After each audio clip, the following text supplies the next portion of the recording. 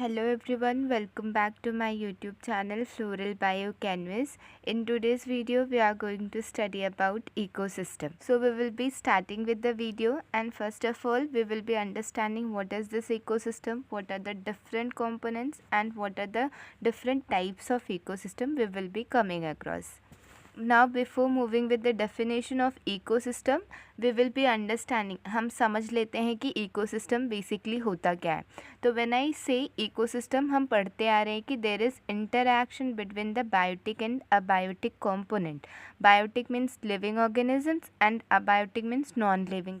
Now I will be explaining it with examples so it will be easy for us to understand it. When I say there is interaction between biotic and abiotic component, so if I say कि एक plant grow हो रहा है in presence of light, it needs light, soil, air, water. So these are the abiotic components which is helping a biotic, that is a plant, to grow in order to grow. ठीक है. So there is a continuous interaction, but वही मैं plant को uproot कर दूँ, plant को निकाल दूँ सोइल से और या फिर उसको पानी ना दूँ तो मेरा प्लांट डाई ऑफ हो जाएगा, मर जाएगा. ठीक है. तो there is a continuous interaction and all biotic factors are dependent on abiotic factor. इस तरह से कंटिन्यूस इंटरैक्शन हो रहा है between biotic and abiotic component. Now when I say there are different kinds of ecosystem we keep coming across. जैसे कि अगर हमारे घर के बाहर कोई छोटा सा पॉन्ड है या फिर कोई वाटर बॉडी है कहीं, तो वह एक एक्वेटिक इकोसिस्टम है जिसमें जो एक्वेटिक प्लांट्स, जो एक्वेटिक एनिमल्स वहाँ पे अडेप्ट कर पाए हैं वो रह पा रहे हैं उस पानी में.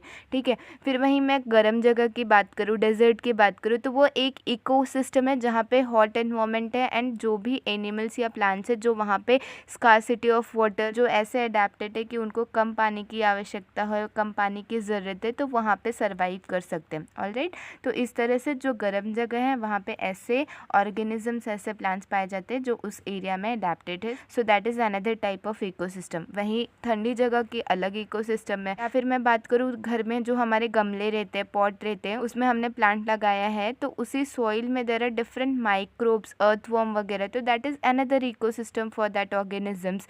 देन हमारा घर ही एक इकोसिस्टम है. So there are different ecosystems. henceforth we have to understand. It is very easy topic that we will be seeing.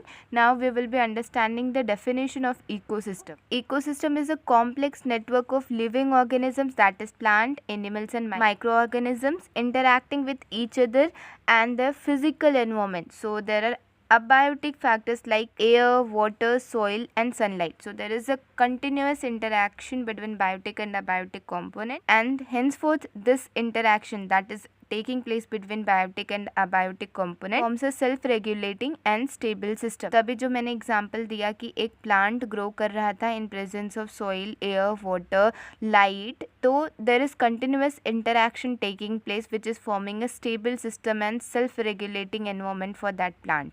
वहीं मैं अपरूट कर दूँ या फिर उसको सफिशिएंट अमाउंट में वाटर ना दूँ, सॉइल से निकाल दूँ, तो वो प्लांट मर जाएगा. ठीक है. इसीलिए बायोटिक एंड अबायोटिक कॉम्पोनेंट का इंटरैक्शन होना ज़रूरी है.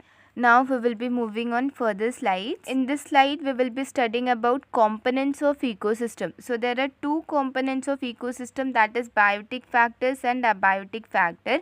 पहला बायोटिक जिसमें लिविंग ऑर्गेनिजम्स आते हैं. तो लिविंग ऑर्गेनिजम्स अगर मैं बात करूँ तो वो फर्दर क्लासिफाइड है into producers, consumers and decomposers.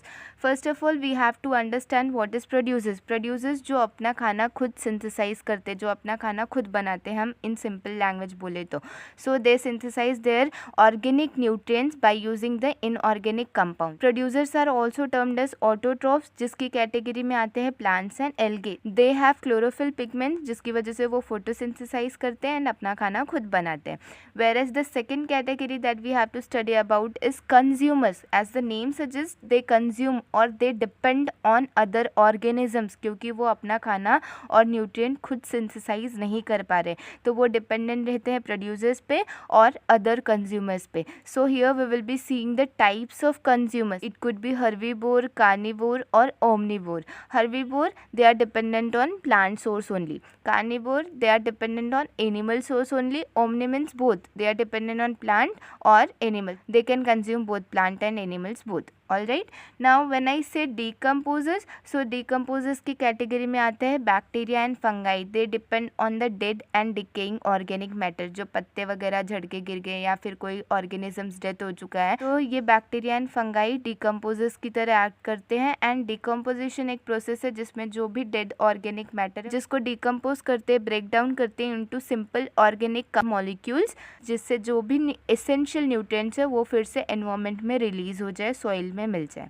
Now the second type that we have to study is abiotic factor, जिसमें आते हैं नॉन लिविंग कंपोनेंट्स। तो इसमें फिजिकल फैक्टर में लाइट, टेम्परेचर, वाटर, सॉइल ये सब आ गया, एंड केमिकल फैक्टर्स में न्यूट्रिएंट्स है। अब till now we have studied about the definition of ecosystem, then we have studied about the components of ecosystem, that was biotic and abiotic components. Now we will be seeing the types of ecosystem. So there are two types of ecosystem. पहला है natural ecosystem. Natural means जो भी interaction biotic and abiotic components के बीच में हो रहा है वो natural environment में हो रहा है. So there is no intervention or interference of human beings. Alright, so this is coming under natural ecosystem. Natural ecosystems are self-sustaining communities of living organisms and the physical environment. तो इसमें examples आ गए terrestrial ecosystem, that is forest, grassland, deserts.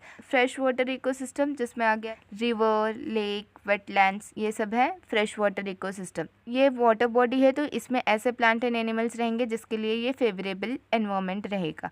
फिर marine ecosystem, marine ecosystem में आता है coral reef, open ocean and estuaries. Atmospheric ecosystem में आता है troposphere and stratosphere. So these are the natural ecosystem that we studied. On the next slide we will be studying about the artificial ecosystem. Here the second type of ecosystem is artificial ecosystem. As the name suggests, artificial, that is man-made. So artificial ecosystems are human created system that mimics the natural ecosystem. तो ऐसा बनाया जाता है जो natural ecosystem को mimic करता है। artificial ecosystem mimic करता है natural ecosystem के, मतलब इसको इस तरीके से डिज़ाइन किया जाता है, बनाया जाता है कि वो natural ecosystem की तरह ही दिखे। तो इसमें टाइप्स जो हम स्टडी करेंगे वो है agricultural ecosystem, croplands and orchids आ गए एग्रीकल्चर इकोसिस्टम में। अर्बन इकोसिस्टम में सिटीज एंड पार्क्स, यहाँ पे भी different types of biotic and abiotic interactions are also taking place. The next comes aquaculture ecosystem, जिसमें हम देखेंगे फिश फार्म या shrimp ponds etcetera, and then artificial wetlands. So these are natural and artificial ecosystem.